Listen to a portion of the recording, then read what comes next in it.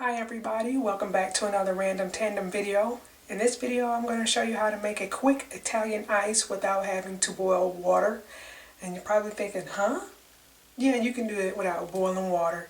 It requires you to use real lemon juice or lime juice. I don't have real lemons and I don't have real limes, so I use the bottled water of juice. And they say not to use it, but I don't see any difference with it. I have true lime seasonings, which gives it that extra limey kick. And I've been on this Italian ice kick for a long time now. Well, I don't want to say a long time, but I think I've made it about 15 times. So without further ado, let's make some Italian ice. Alright, now here are the ingredients that you're going to need. You're going to need a mixing bowl, 2 measuring cups, agave nectar, lime juice, and since I don't have any real lime, I'm going to use true lime seasoning. Now get your ingredients and you're going to add the 2 cups of water. I'm doing a cup and a quarter of lime juice. And then I'm going to add the agave nectar and do a few shakes of true lime seasoning. What I didn't mention was that you have to have a bigger baking dish because these ingredients will make more than what you see in this container. What I'm doing is adding all the ingredients and I'm just mixing it together, and I'll be tasting it and adding more lime juice or true lime or sugar according to my taste buds. Like I said, get your mixing dish or baking dish. I had mine in the freezer for about 2 hours. And I'm going to put the ingredients in the dish and I'm going to leave it in the freezer for about 2.5 hours. And once I'm done, then that's where the magic is going to begin.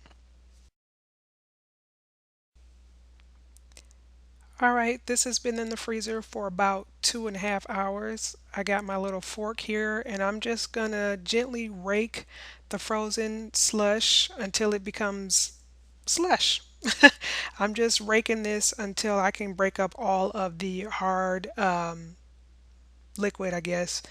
And I'm going to do this on numerous occasions. Right now, the edges are going to be the hardest to work with because that's where you get the thick ice chips. And I don't want thick ice chips. I just want it all to be slush worthy.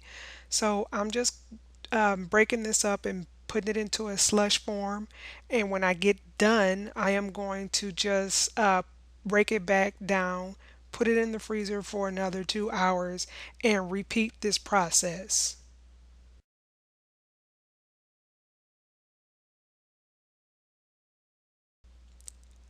Okay, it has been another 2 hours, and like earlier, I'm just repeating this process of raking this to the point of it being in a slow, snowy consistence form.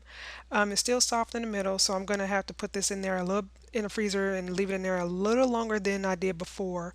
But right now, I'm just raking it up until it becomes snow, and I'm just going to pack it down, and I'm going to leave it in the freezer for another 2.5 hours. Once again, you guessed it, folks.